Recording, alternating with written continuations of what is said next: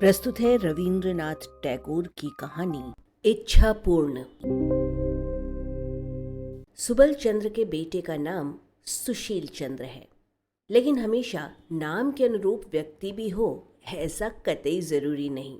तभी तो सुबल चंद्र दुर्बल थे और उनका बेटा सुशील चंद्र बिल्कुल भी शांत नहीं, बल्कि बहुत चंचल था। उनका बेटा सुशील पूरे मोहल्ले को परेशान करके रखता था। इसलिए कभी कभी पिता पुत्र को नियंत्रण में रखने के लिए भाग कर आते, लेकिन पिता के पैर में गठिया का दर्द और बेटा भागता था हिरण जैसा।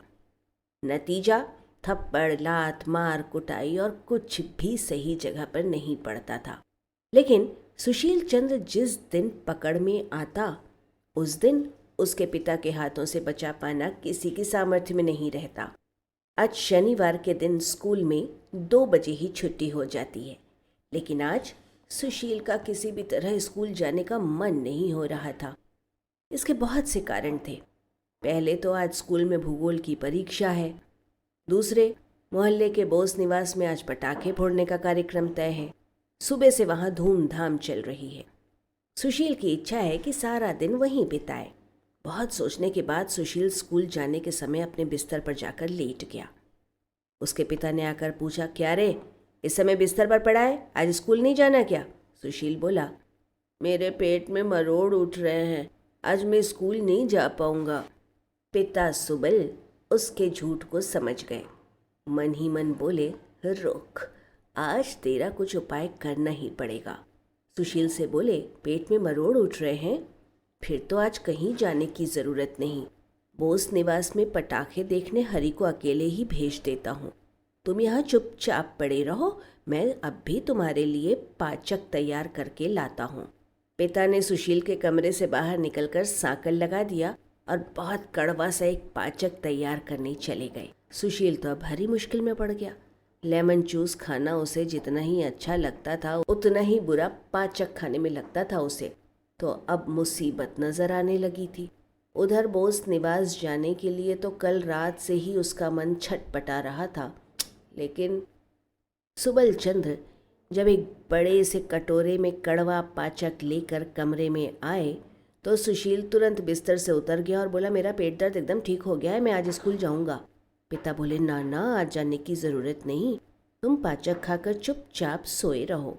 ये बोलकर सुबल चंद्र जबरदस्ती सुशील को पाचक खिलाकर बाहर से कमरे में ताला लगाकर चले गए। सुशील बिस्तर पर पड़े रोते रोते सारा दिन केवल मन ही मन यही कहता रहा, काश मैं अगर बाबा की जितनी उम्र का होता तो कितना अच्छा होता। जो मेरी इच्छा होती वही करता और कोई मुझे ऐसे कमरे में बंद करके नहीं जा पाता। उसके पिता सुबल चंद्र बाहर अकेले बैठे बैठे सोच रहे थे, मेरे माता पिता मुझे बहुत ज़्यादा ही प्यार दुलार देते थे, इसलिए मैं अच्छी तरह पढ़ाई लिखाई कुछ नहीं कर पाया। काश यदि फिर से बचपन मिल जाता तो फिर कुछ भी हो जाए, पहले की तरह समय बर्बाद नहीं करके मन लगाकर पढ़ाई करता। इच्छा पूर्ण देव उस समय उनके घर के सामने से जा रहे थे। वो पिता और पुत्र के मन की इच्छा जानकर सोचने लगे, अच्छा, कुछ दिन इन लोगों की इच्छा पूरी करके देखी जाए। ये सोचकर वे पिता से बोले, तुम्हारी इच्छा पूरी होगी। कल होते ही तुम तुम्हारे बेटे की उम्र प्राप्त करोगे। बेटे से जाकर बोले, कल होते ही तुम तुम्हारे पिता की उम्र के हो जाओगे। सुनकर दोनों ही बहुत खुश हो गए। वृद्ध सुबल चंद्र रात में ठीक से सो नहीं पाते थे। भोर के वक्त थोड़ी नींद आ जाती थी, लेकिन आज पता नहीं क्या हुआ, उन्हें भोर होते ही एकदम कूद कर बिस्तर से नीचे उतर आए। उन्होंने देखा कि वो बहुत छोटे हो गए हैं। उनके जो दांत गिर गए थे सब अपनी जगह पर आ गए, दाढ़ी मूछ सब गायब। रात में जो धोती और कुर्ता पहनकर सोए थे वो इतना बड़ा हो गया है कि उसकी आस्तीन झूलकर जमीन पर छू रही थी। कुर्ते का गला छाती तक उठाया है और धोती इतनी बड़ी कि जमीन पर ठीक से पांव रखकर भी नहीं चल पा रहे हैं। हमारे सुशील बाबू रोज उठते ही दुरात्मा की तरह दौड़ते फिरते हैं, लेकिन आज उनकी नींद ही नहीं टूट रही। जब अपने पिता सुबल चंद्र के चिल्लाने की आवाज़ से उसकी नींद खुली तो देखा उसके पहने हुए कपड़े इस कदर छोटे होकर चिपक गए हैं कि उसके चीथड़े होकर शरीर से अलग हो जाएंगे। पूरा शरीर बढ़ गया है। काले सफ़ेद दाढ़ी मूछ के कारण आधा चेहरा दिखाई ही नहीं देता। उसके सिर पर कितने बाल थे, लेकिन आज हाथ फेर कर देख रहा है तो सामने से गंजा हो गया, जो कि दिन के उजाले में चमक रहा है। आज सुशील चंद्र कई बार उठने के प्रयास में इस तरफ उस तरफ करते हुए बार बार सो जा रहा है, लेकिन अंत में अपने पिता की इतनी चीख पुकार के मारे उसे उठना ही पड़ा। दोनों के ही मन की इच्छा पूरी हुई, लेकिन बहुत मुश्किलें भी खड़ी हो गईं। पहले ही बताया था कि सुशील चंद्र की इच्छाएं थी, यदि अपने पिता की उम्र का हो जाएगा तो स्वाधीन होगा, पेड़ पर चढ़कर तालाब में कूदेगा, कच्चे आम खाएगा, चिड़ियों के बच्चे पकड़ेगा, पूरी दुनिया घूमेगा, घर में आकर जो इच्छा हो वही खाएगा, कोई उसे कुछ नहीं कहेगा। लेकिन आश्चर्य, उस दिन सवेरे से उसे पेड़ पर चढ़ने की इच्छा ही नहीं हुई। पानी देखकर कूदने की इच्छा तो दूर, उसे ऐसा लग रहा था कि अगर कूदा तो उसे बुखार आ जाएगा। वो चुपचाप बरामदे में एक चटाई बिछाकर बैठ सोचने लगा। एक बार मन में आया, खेल कूद एकदम से छोड़ देना ठीक नहीं होता, एक बार कोशिश करके देखा ही जाए। ये सोचकर पास ही एक आमड़ा पेड़ था, उसी पर चढ़ने की कोशिश करने लगा। कल तक जिस पेड़ पर वो गिलहरी की तरह झटपट चढ़ जा रहा था, आज इस बूढ़े शरीर के साथ किसी भी तरह संभव नहीं हो रहा था। पेड़ की एक नाजुक डाल पर शरीर का भार देते ही वो डाल भारी शरीर का भार वहन न कर पाई और टूटकर जमीन पर गिर गई। साथ में बूढ़ा सुशील चंद्र भी धड़ाम से गिर गया। पास की सड़क पर लोग जा रहे थे। उन्होंने जब एक बूढ़े को बच्चे की तरह पेड़ पर चढ़ने की कोशिश करते देखा तो हंसते हंसते बेहाल हो गए। सुशील शर्म से सर नीचा किए हुए फिर से उसी चटाई पर आकर बैठ गया। नौकर से बोला, सुनो, बाजार से 1 रुपए का लेमन जूस खरीद लाओ। लेमन जूस का सुशील चंद्र को विशेष लोभ था। स्कूल के पास की दुकान में वो रंग बिरंगे लेमन जूस सजाया हुआ देखता, 2-4 पैसे जो भी मिलते उसी से लेमन जूस खाता था। सोचता था जब पिता के जितना बड़ा हो जाएगा तब पॉकेट भर भर कर लेमन जूस खरीदेगा और जी भर के खाएगा। आज नौकर 1 रुपए में ढेर सारे लेमन जूस खरीद कर ले आया। उसी में से एक उठाकर उसने अपने दंत विहीन मुंह में डालकर चूसना शुरू किया, लेकिन बूढ़े मुंह में बच्चों की पसंद का वो स्वाद मुताबिक नहीं बल्कि बेस्वाद लग रहा था। एक बार सोचा ये सब छोटे हो गए, बाबा को खिलाया जाए, लेकिन दूसरे ही पल सोचा ना, देना ठीक नहीं होगा, ये सब खाकर तबीयत खराब हो जाएगी। कल तक जो छोटे सुशील चंद्र के साथ कबड्डी खेलने आते थे, आज वो बूढ़े सुशील चंद्र को देखकर छिटक कर दूर चले गए। सुशील सोचा करता था पिता की तरह आज़ाद होने पर वो सारा दिन अपने लड़के दोस्तों के साथ डू डू आवाज़ करता हुआ कबड्डी खेलता रहेगा, लेकिन आज राखाल गोपाल निवारण अक्षय हरीश को देखकर मन ही मन खींच उठा। सोचा अभी चुपचाप यहाँ बैठा हूँ, अभी लड़के आएंगे और अचानक ही हुड़दंग मचाने लगेंगे। पहले ही बताया है, सुबल चंद्र अपने बरामदे में बैठकर रोज सोचा करते थे, मैं जब छोटा था शैतानी कर कर के केवल समय ही बर्बाद किया है। अगर बचपन दोबारा मिल जाए तो एक बार शांत और अच्छे बच्चे की तरह सारा दिन कमरे का दरवाज़ा बंद करके सिर्फ पढ़ाई लिखाई करूँगा। यहाँ तक कि शाम को दादी माँ के पास कहानी सुनने भी नहीं जाऊँगा। रात 10-11 बजे तक प्रदीप जला करूँगा। लेकिन बचपन वापस आकर वो किसी भी तरह स्कूल जाने के लिए तैयार नहीं। सुशील तंग होकर बोलता, बाबा स्कूल नहीं जाएंगे क्या?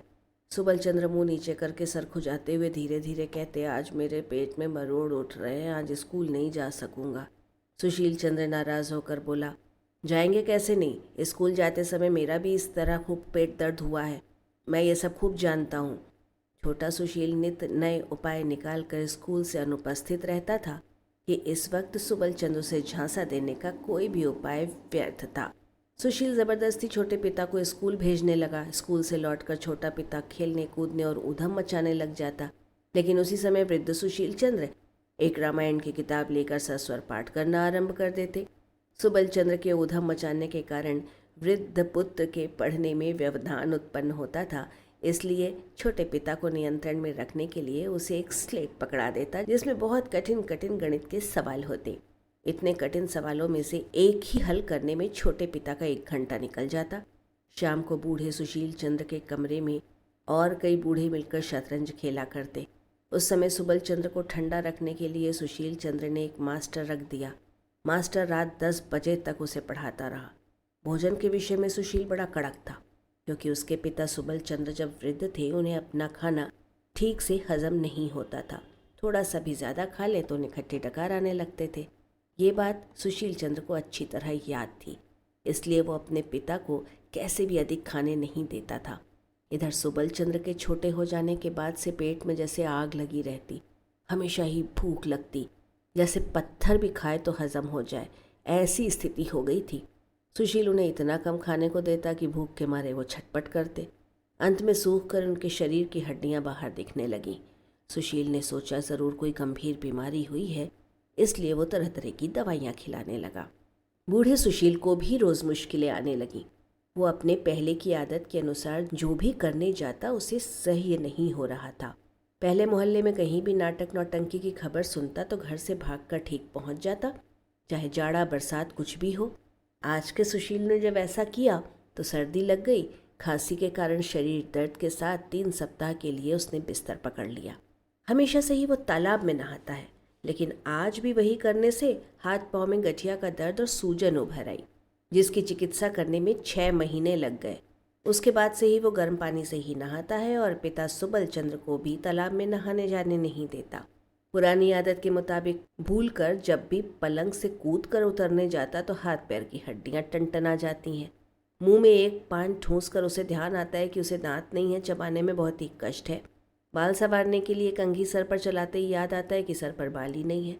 जब कभी ये भूल जाता है कि वो अपने पिता की उम्र का हो गया है और पहले की तरह शैतानी करते हुए बूढ़ी आनंदी बुआ की मटकी पर पत्थर मारने लगता, तो बूढ़े को बच्चों की तरह शरारत करते देख मारो मारो चिल्लाकर मारने दौड़ते। तब वो खुद ही संकोच में पड़कर चुपचाप घर में घुस जाता। सुबल चंद्र भी कभी कभी भूल जाता कि वो बूढ़े से छोकरा हो गया है और जाकर वहाँ बैठ जाता जहाँ बूढ़े लोग ताश पासा खेल रहे होते और बूढ़ों की तरह ही बातें करता।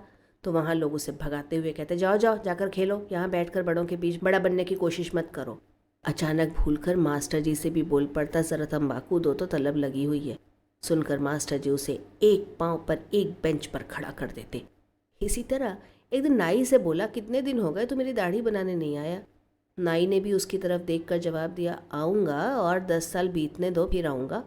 फिर कभी कभी आदत मुताबिक सुशील को पीटता तो सुशील उससे कहता, पढ़ाई लिखाई करके यही शिक्षा मिली है, एक रत्ती भर का लड़का और बड़ों पर हाथ उठाना। वैसे आसपास के लोग जमा हो जाते और कोई थप्पड़ तो कोई डांट तो कोई समझाने लगता। तब सुबल एक निष्ठ होकर प्रार्थना करने लगता, आहा, अगर मैं अपने बेटे सुशील की तरह बूढ़ा हो जाऊं और आज़ाद रहूं तो कितना ही अच्छा हो। इधर सुशील भी मन ही मन हाथ जोड़कर प्रार्थना करता, हे देवता, मुझे मेरे पिता की तरह छोटा कर दो, कितना अच्छा होगा। मैं पहले की तरह ही खेल कूद घूमना फिरना कर सकूँगा। पिताजी जिस तरह शैतानी करने लगे हैं उन्हें अब और संभाल नहीं सकता, पहले ही तो अच्छा था। तब इच्छा पूर्ण देव आकर बोले, कैसा लग रहा है तुम दोनों की इच्छा पूरी हुई ना, शौक मिटा या नहीं। दोनों ही साष्टांग खड़े होकर देवता से बोले, दुहाई हो, हम जैसे थे हमें फिर से वैसा ही बना दीजिए, सब शौक मिट गए। देवता बोले, ठीक है, कल सुबह नींद से जागने पर तुम दोनों पूर्ववत हो जाओगे। दूसरे दिन सुबल चंद्र फिर से बूढ़े और सुशील फिर से बच्चा बन गया। दोनों को लगा जैसे कोई सपना देखकर अब भी नींद से जागे हैं। सुबल चंद्र ने भारी आवाज़ करके आवाज़ लगाई, सुशील, व्याकरण याद नहीं करना है। सुशील सिर खुजाते हुए मुंह नीचा करके बोला, पिताजी, मेरी व्याकरण की किताब खो गई है। रविन्द्रनाथ टैगोर की इस कहानी का हिंदी रूपांतरण किया था रत्ना रॉय ने। ये थी arparejo.com की प्रस्तुति।